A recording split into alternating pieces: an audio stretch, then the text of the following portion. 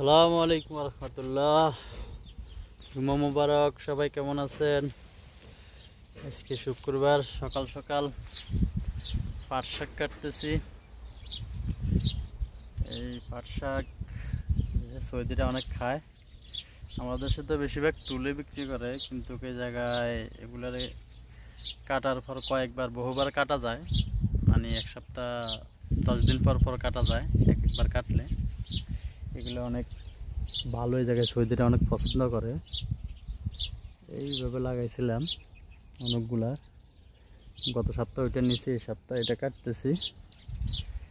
আর মুলুখিয়া, এই জায়গায় মুলুখিয়া বলে, যে বাংলাদেশে তো বলে যে পাট শাক, বা অনেকে নাচ্চার শাক বলে, অনেকে পুঁই শাক, এই অনেক কিছুই বলে, কিন্তু এই জায়গাতে এটা মুলুখিয়া বলে।